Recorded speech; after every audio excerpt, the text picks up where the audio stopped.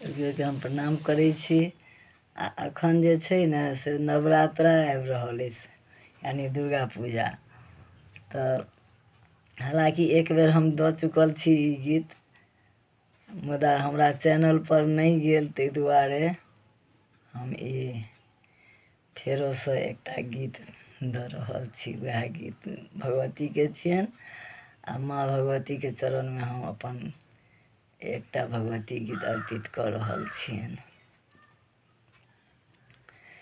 नैहर आई हम जाब सदा शिव, नैहर आई हम जाब, नैहर आई हम जाब सदा शिव, नैहर आई हम जाब। परिवार तिथि हम कलश बैसाएब, परिवार तिथि हम कलश बैसाएब, द्वितीया गमन कराब सदा शिव, नैहर आई हम जाब, नैहर आई हम जाब सदा शिव, नैहर आई हम जाब। तृतीया तिथि त्रिशूलनि पूजा, तृतीया तिथि त्रिशूलनि पूजा, चौथहि कजरा लगाब सदा शिव, नैहर आई हम जाब, नैहर आई हम जाब सदा शिव, नैहर आई हम जाब। पंचमी तिथि हम पंथ गमाएब, पंचमी तिथि हम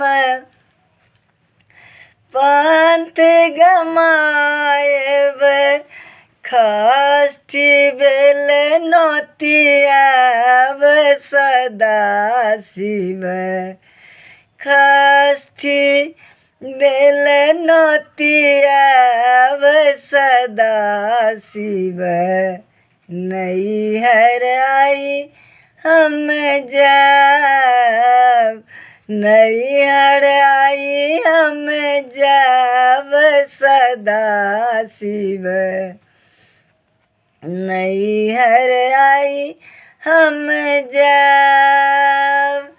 सप्तमी तिथि हम बेल तोड़ी लाएब, सप्तमी तिथि हम बेल तोड़ी लाएब, अष्टमी निशा पूजा लेब सदा शिव, अष्टमी निशा पूजा लेब सदा शिव, नैहर आई हम जाब, नैहर आई हम जाब सदा शिव, नैहर आई हम जाब।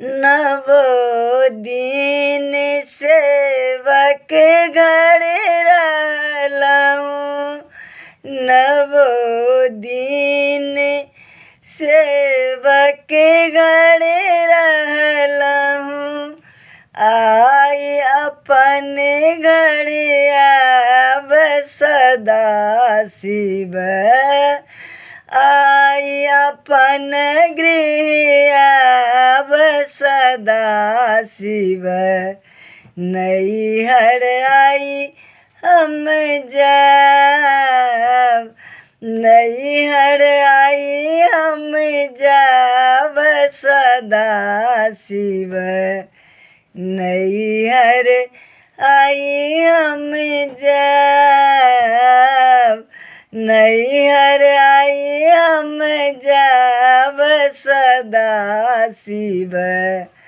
नैहर आई हम जाब, नैहर